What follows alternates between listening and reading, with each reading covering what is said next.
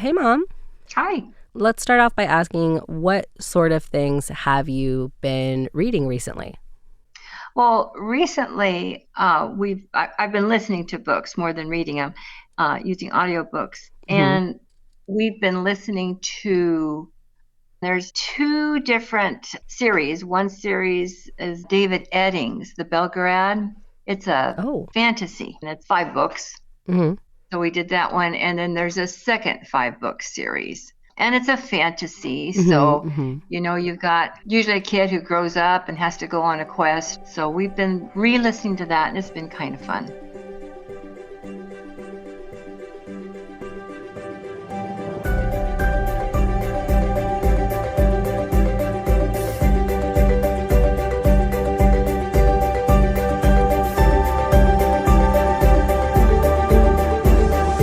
Hello, everyone, and welcome to Tales of Our Times. This is a show where we discuss the stories that move us, what makes them so meaningful, and why others could or should find meaning in them as well. This is not a spoiler-free show, so bear that in mind as you continue to listen. We tackle books, movies, podcasts, and more. Where there's a story, there's a reason to read. I'm your host, Amanda Stevens, and since Mother's Day has just come and gone, I thought it would be fun to welcome back onto the show my very own mom for today's guest, Susan Hahn. Hi. How are you today, Mom? I am great. Thank you for asking. Mhm. How are you? I'm fine. It's almost summer here, so things are getting a little bit warmer, but otherwise, I can't complain. So the last time you were on the show, you were actually visiting Taiwan. Today, you have graciously agreed to do it by phone call from home in Seattle. And although we started talking about fantasy books, that wasn't the book that you said you wanted to talk to me about today. So what is that you have brought? The book that I was going to talk to you about today is actually a prequel, and it's a short story. Hmm. And it's a prequel to a series of books that was written by Spencer Quinn. And it's a series of books called the Chet and Bernie mysteries. Oh, I love And mysteries. yeah, and always throughout this series of books, they always refer back to a point in time for Hmm. the dog. And this is a short story that finally talks about what happened at that point in time. Now, wait a minute. You said a point in time for the dog. So who are the main characters of this story? That's a good question. There are two main characters in the story. One is Bernie, and he is a private detective of Hmm. the Little Detective Agency, Okay. and his partner slash dog Chet the dog. And the whole series and the short story is told from the perspective of the dog, who is a really smart dog, But still a but dog. he's still a dog. Yeah, yeah. So, all the stupid things that dogs do, Chet does. Yeah. If he walks into a room and there's a box of pizza there, he makes a beeline for it and eats up the pizza in 2 bites. Oh, okay. So have everything going through a dog's brain is coming out on paper, and it's just a lot of fun. We listen to the audiobooks, Hmm. and it's narrated by Jim Frangione, and he does a great job. So what's fun about this series Hmm. is that it doesn't take itself very seriously. It's just Yeah. entertainment. Well, that's what I was just going to And ask you is like what the tone of the story was. Because I love mysteries and they run the gamut between sometimes being like very serious and dark and broody and depressing and then very lighthearted kind of capers. the story or the mystery is usually something very serious. Okay. But Oh, as okay. told through the eyes of the dog, Hmm. it's not that serious at all in terms of it has a very light tone. Yeah. And one of the things that we use for this whole series is we use it for brain breaks. So if we've been listening to something that's very heavy, there's maybe a murder mystery that's gruesome, Hmm. or something is going on in In the world. even current affairs that Yeah. is depressing, then we kind of turn to a Chet and Bernie just as a brain break, This just is your to comfort media. it's to lighten up, and Okay. it's really neat. The story that I'm talking about today, the title of it was A Cat Was Involved. Mm-hmm. In the later stories, he always says, well, I flunked out of canine school. A cat was involved, but that's a story for another time. Uh-huh. So finally then, a cat was involved. Okay. Well, you know And what? Let's just get started. Is there anything else? This is a mystery. It's told from the point of view of the dog. Is there anything else that we need to know before the summary, or not really?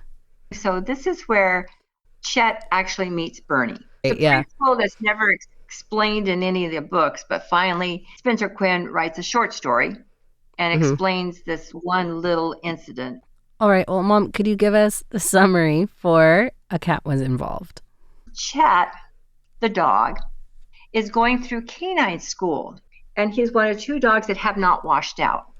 And the only thing left for Chet to do is to jump a fence. Oh, good. And he's a great jumper. That's just one of the things that he's really good at. What kind of dog is Chet? He's a 100-pounder. Oh, okay. And he's kind of a shepherd mix, all black with like one white ear. I just wanted to picture this as I'm imagining something terrible happening. Yes, you have to imagine he's kind of an intimidating dog, but still will go up and sit on your feet if he feels like you need some comfort. Mm-hmm. So he's about to jump this fence. He's a great jumper. He's been through small arms where they're firing off bullets, and that doesn't faze him. Wow. He's done nose work, passed with flying colors. Great nose. And all he has us to do is this jump.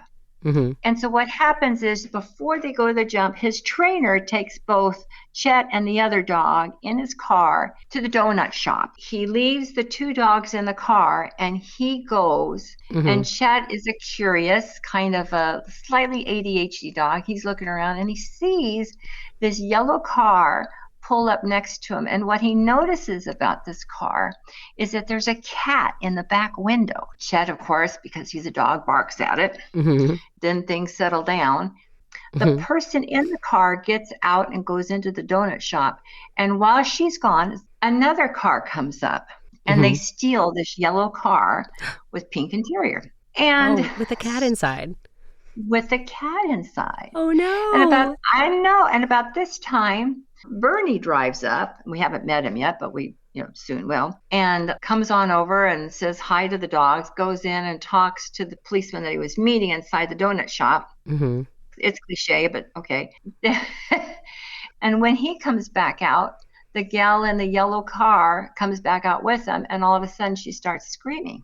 And so Bernie looks and she says, well, somebody stole my car. Yeah. And he says, well, I'll tell you what, I'll take you in and you can talk to the policeman in the donut shop and they can help you. And then she stops and she really starts to cry and scream. She says, but my cat was inside. Yeah. And so he says, oh, I'm sorry. And he takes her inside and all the policemen come out and Bernie moves on. Chet and his trainer go back because they're going to finish the test, his jumping test. Mm-hmm.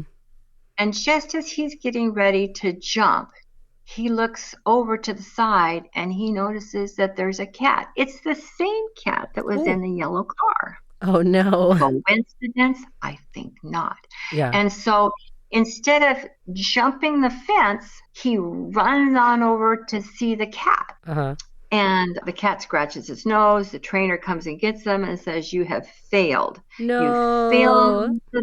You cannot be a police dog. And so he was kind of upset, sad that he washed out of canine school. And his trainer puts him in the car and takes him to the Humane Society. Wait, but I have a question. Wow. Oh, my God. Yes. That's such a big jump. The consequences are so much higher for failing dog school than I thought. Wow. Usually they just get rehomed with somebody. I know. Whoa. Sorry, you really threw me through a loop with that one. I just wanted to check. He went to go see the cat. I have two quick questions. Because this is from the point of view of a dog. Is this one of those stories where the dogs can talk, or is it just like his point of view? They don't talk. He just does dog things, and we hear his thoughts. He just does dog things, and we hear his thoughts, but no other animals talk. Okay, so he's not like talking with the cat. He's just like, oh my God, that's the cat. No. He runs over, he barks at it. Does he like grab the cat, or does he just kind of go sniff it and kind of scare it away? Yeah, the cat, there's a fence there separating them. Oh, okay. And the cat could take care of himself. So he swiped Chet, scratched his nose.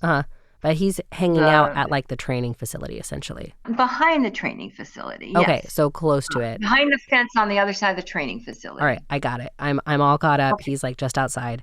Okay, back to the Humane Society where they're dropping off the flunky dog.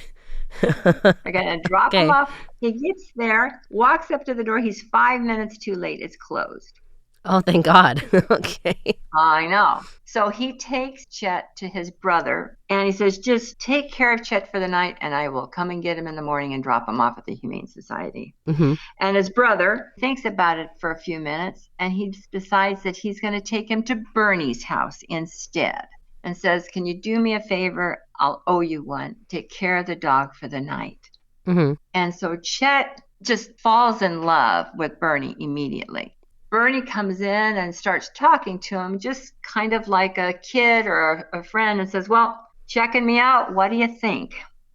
Mm-hmm. And they start bonding at this point. There's an incident. Chet gets a bowl of water and he accidentally breaks it. And he thinks, oh no, what a horrible day. I flunked out of canine school and now I broke this bowl and Bernie is just going to start yelling at me. I just want to go hide under a couch or something somewhere. Yeah. And instead of yelling at him, Bernie, who's kind of a down on his luck PI, just starts laughing. And then Chet starts to run towards him, like he's going to hug him. And he realizes that, well, I'm a 100-pounder. I don't want to hurt this guy. Uh-huh. So instead, he jumps over Bernie. And Bernie is like a 6-foot guy, which is the jumping test. That's a lot. Uh-huh. So he's like, wow, this dog is great. And Bernie kind of stops and thinks, that's the test he failed and he cleared me easily. Yeah. So he calls up the trainer and he talks to him about it. He's like, something's off. And he realizes that what distracted Chet was the cat. And he thinks, oh, there is a auto body shop just on the other side of the fence where Chet failed his test. Let's go check it out. Yeah, let's see if we can find that. And so they go and they check out this auto body shop, but turns out to be a chop shop where they're stealing cars and taking them apart. Uh-huh. And he walks in, he sees that there is a yellow car with pink interior, which is the car description that he the got woman, like yesterday. Yes, there's quite a bit of shenanigans and there's some fighting and the dog, does some great canine stuff. Yeah.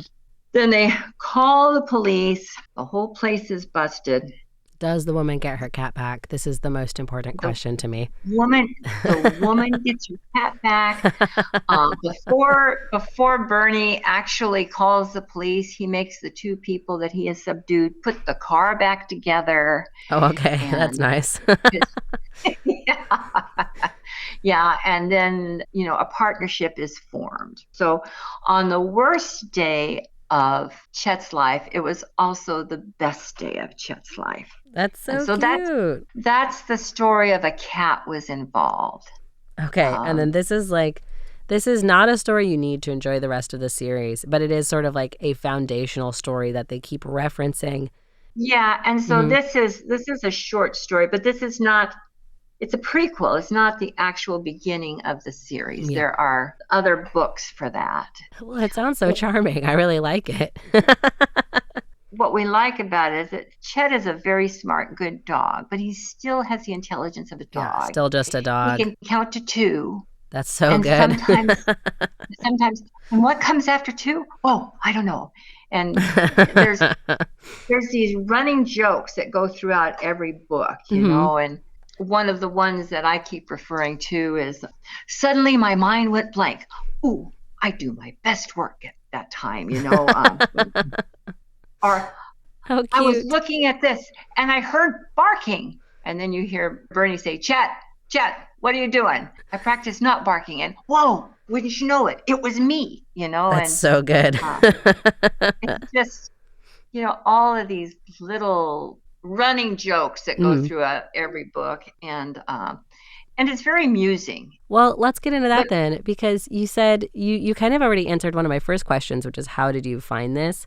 And it sounds like you found this kind of like looking for a lighter media to sort of take the edge off. So then what makes this series so meaningful to you? Sort of like what keeps you coming back? Well, one, it's entertaining. Mm-hmm. Two, there are all these inside jokes that we appreciate. There will be some mystery. Mm-hmm. Well, and you said that the mysteries are actually not usually lighthearted. So this one was about like a carjacking scheme. Could I just ask what some of the other mysteries are? The first mystery, I think, is one in which there is a girl who is kidnapped. But mostly, if anybody is really hurt, it's the bad guys. Mm-hmm. There was another book that there was an elephant that was stolen from a circus. Okay. And so they were looking for the elephant. But one of the things that usually drives the story is that Bernie and Chet are very close and they're partners and they're never apart. And so if one is missing, the other one is looking for them. And usually that means that the missing one is involved in whatever the mystery is at the time. He's been kidnapped. He's lost following a lead. He got trapped behind a door, something else like that. Yeah. So things happen, but usually it's not. It's not. It's not a book where really horrific things happen, and there's no chopping up of people. There's no. And this is sort of like something that you guys really like about the series. This is like what brings you back. It's a break from anything nasty. Because, there's some really good books out there. But they talk about hard things. Yeah. And I would say if you have a chance to listen to the audiobook and check it out from the library and listen to it, because Jim Frangione, who narrates it, just does a terrific job. Yeah. So is that meaning you think other people can find in it as well? Just a nice mystery and a good story, but something that is a really good comfort media that's not going to like stress you out a lot. It's definitely a comfort media, but it has more joy in it than that. It's not, I wouldn't call it comedy, but there's a lot of comedy in it. And it's like petting your dog or taking your dog for a walk, and you happen to notice that there's a squirrel, and the dog's going to chase the squirrel. And he does, but you laugh anyway. Maybe sort of finding joy, or a good example of like finding joy in these mysteries and kind of like reminding you to find joy as you're like walking around, like that same feeling. Yeah, it is. And it's comfort, it's joyful, it's a brain break from day-to-day stuff. Oh, that's lovely.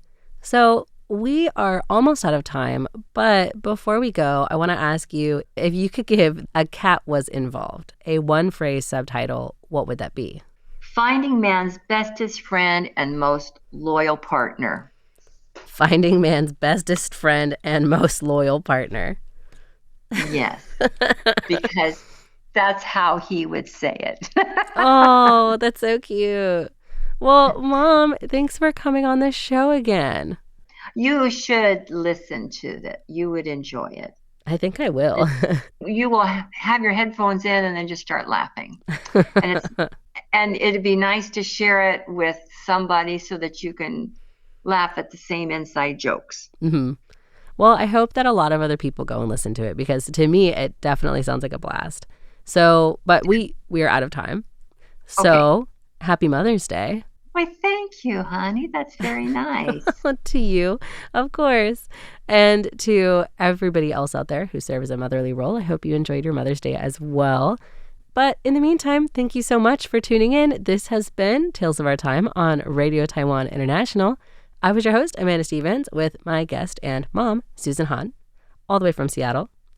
And today we were talking about Chet and Bernie, A Cat Was Involved. Finding man's bestest friend and most loyal partner. A tale of our time. We'll see you next time.